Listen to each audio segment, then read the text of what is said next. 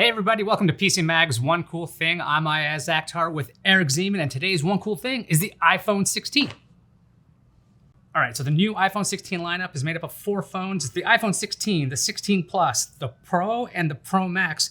Eric, what's new for this year?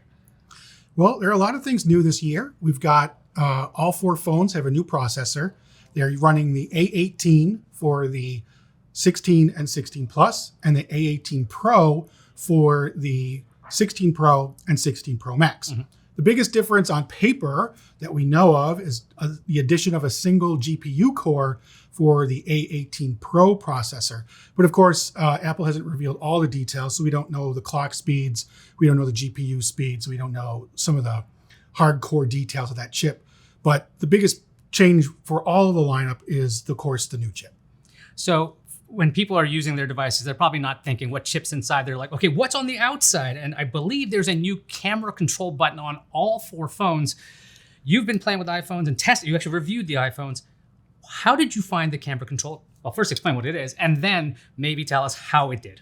So yeah, all 4 phones are gaining a new button here on the right edge, closer to the bottom, about where you would think the traditional shutter button would be if you're holding a camera. And it is called the camera control. It is a capacitive button. It doesn't actually move, but it has haptics buried under there. And when you press it, it feels like it's moving. Mm-hmm. And it's a really nice feeling. So a quick press opens the camera, a second press fires a photo, and a long press shoots a video. Yeah, so when that was introduced, I thought, hey, isn't there like a quick way to get the camera ready by just double-clicking the power button and doing it that way? Do you think that the camera control adds much more functionality to the point where you're like, everyone must have this? It's amazing. Well, so the key thing that's interesting here is the Pro models for the last year had the action button. Mm. And the action button could be programmed to shortcut any sort of different app or idea that you wanted. So the default would be to set it to silent, but you could set it to turn on the flashlight or record a voice memo or open the camera.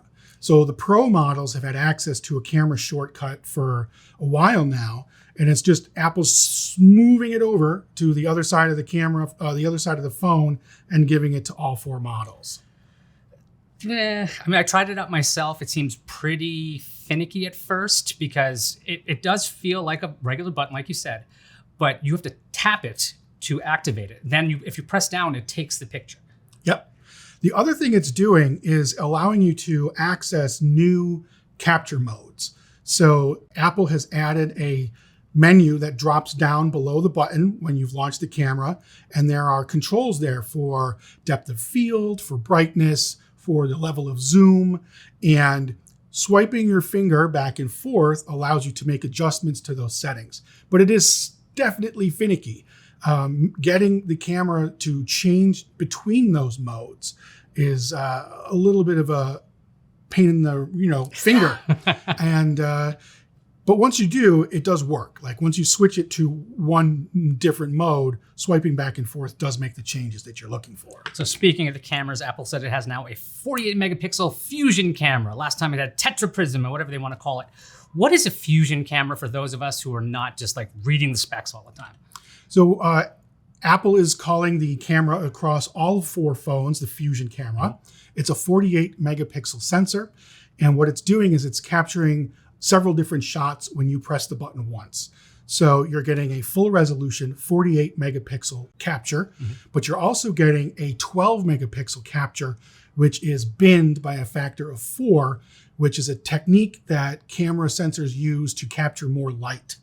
So it's taking the high resolution and the very bright image that it's getting from those 48 and 12 megapixel photos and then blending them together into a single 24 megapixel image. So all that stuff is being powered by processing. So have you noticed any significant differences between the iPhone 15's camera and the iPhone 16's cameras? But I mean particularly the final image, because hardware-wise, we're kind of like at a plateau, I think. Yeah, I would say between the lens and the sensor, those parts of the phones are more or less carried over year, but it's the software that's changing, of course. I think the results, if you're going to just take the phone out of your pocket and quick fire a shot, are about they're on par with one another between the Apple 15 Pro series and the iPhone 16 Pro series. But the one thing the 16 gets this year is more tone controls. And with the tone controls, you can change the saturation level, and you can change the brightness level, and you can change some of the coloring. And these controls allow you to kind of set your favorite look. So if you find that the images you get from the camera are over processed, look too bright, or the colors are too saturated, you can set it so that it's dialed back, so that it is reined in and more in line with what you want. Also new for the iPhone 16 and 16 Plus is a slight redesign of how the cameras are placed. Do you think this is better, or is this just to show people, hey, I got the new phone? I'll tell you what, I like this camera design better. The camera of the past few generations, the iPhone 14, the iPhone 15, the lower lens was offset. So you had like this weird angle design, and it didn't make much sense in terms of aesthetics. However, what Apple's done this year is lined them up, reduced the size of the module. It's all very compact. The idea is more involved than that, though. It's so that when you shoot this way, you can capture spatial audio and spatial video content and photos. So the lenses are lined up just like your eyes and can create the spatial files that are required by the Apple Vision Pro headset. Yeah, the spatial stuff is basically 3D. It's basically 3D again. We've had phones before. I think HTC used to have 3D devices with 2 cameras on the back, which was a big deal back then, and now this is a standard. I wanted to ask you on the non-Pro line, what is your favorite thing about the iPhone 16 or the 16 Plus? One thing I really like about both of these phones is that they've adopted both the new buttons that the Pro models have had. So you have the action button and you have the camera control. So there's a bit of parity across the entire iPhone line. People who prefer the smaller or lower cost iPhone are getting nearly as many features as the Pro models. The other thing, of course, is the processor. The last couple of generations of standard iPhone model have been a year behind in terms of the processor. This year, Apple catches them up. So they're more in line. It's not the Pro processor, but it's still a version of the same processor. And in performance, when I ran benchmarks, all the numbers were very close. Speaking of Pro phones, if people are opting for an iPhone 16 Pro, Pro Max, what makes the Pro different from the regular iPhone 16 and Plus? So one of the big factors, which isn't 100% obvious, is the display, right? So the displays are bigger year over year. So the Pro moves from a 6.1 inch screen to a 6.3 inch screen. Meanwhile, the iPhone 16 stays at 6.1. So you're getting a slightly bigger display. The other thing about the display to keep in mind is the variable refresh rate. The 16 and 16 Plus have static displays that stay at 60 hertz. The Pro models have a variable refresh rate display that can run from 1 hertz to 120 hertz. And that allows the phones to not only deliver a smooth experience, particularly when you're gaming or when you're scrolling up and down your social media feeds, it also allows you to have the always on display.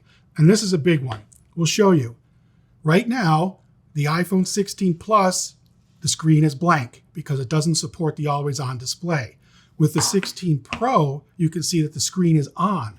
Because this can dial down to 1 hertz and not kill the battery, we are allowed to see the clock, some widgets, a wallpaper, and this is just a nice effect that a lot of high-end phones have these days. Yeah, so if Android viewers are watching right now and are screaming at their screen saying, we've had it forever, it's true. It's very true, and it's something that still separates the non-pros from the Pro. When Apple introduced the iPhone 16 Pro, they had a whole beautiful video of people making movies with the 3 cameras on the back of this device. What is so amazing about these Pro cameras anyway? So the first thing you'll notice is when we compare the phones, one has 2 cameras and the other has 3. So on the 16 and 16 Plus, you have a main camera and you have an ultra-wide camera. The Pro model adds a telephoto camera, and this camera has a 5x optical zoom. So you can zoom in and see things nice and close and sharp. It also supports greater digital zoom. So the 16 and 16 Plus support up to 10x digital zoom, and this device supports up to 25x digital zoom, which is dramatically better. The other big difference, though, is the ultra-wide camera. The ultra-wide camera on the Pro models has a 48 megapixel sensor, which is great. And the ultra-wide on the Plus and regular iPhone 16 is just 12 megapixels. So we've got a resolution difference there. And then, of course, the biggest difference is the video capture capabilities. The 16 Pro and Pro Max have a Fusion video feature now. And this allows them to shoot 4K 120 frames per second all the time. And when you have that feature enabled, you're able to shoot video and then change the frame rate after the fact for playback. So with 120, you can slow that down by half, by a quarter, and even by a fifth if you go down to 24 frames per second. And with the 4K resolution, no matter which playback rate you choose, you're getting amazingly smooth and sharp video. So Eric, I gotta ask you, what's your favorite thing about the iPhone 16 Pro line? So one of the greatest things about the Pro line is the better battery life. Both Pro models have better battery life than the similar sized non-Pro model. For the iPhone 16 Pro Max, that means we're nearing 23 hours of video streaming playback time, which is phenomenal. That's way better than any competing Android device. Even the Pixels and the Galaxy S24s are still stuck in the 16-hour range. So Apple's doing much better in terms of battery performance. Will everybody get that day to day? Not at all, but it is still a phenomenal result in all of our benchmarking. Obviously, there's tons of rumors about the iPhone 17 already. If you had to make a change or a couple of changes about the iPhone 17 compared to the 16, what would that be? I think one of the primary things I would ask Apple to do is to update this display of the iPhone 17 and 17 Plus models. As we mentioned earlier, these devices are stuck with a 60 hertz display. It'd be nice for Apple to bring that spec up to the modern times with a variable refresh rate display. For example, a lot of $200 Android phones support fast refresh rates. So it'd be nice for Apple's $800 phone to offer the same feature. My wish is for more storage baseline. 128 gigabytes is not enough. I don't care if you can shoot all this beautiful resolution videos and photos. 128 gigabytes is going to get filled pretty fast. Maybe even 8K video. Why not? I'm going to be greedy because they're not going to give it to me. Anyway, for the full reviews of the iPhone 16, the 16 Plus, 16 Pro, 16 Pro Max, go to PCMag.com. Eric's got tons of insights on this. You won't believe the benchmarks. I've been Ayaz Akhtar. This has been Eric Zeman. These have been the iPhone 16s. We'll see you next time.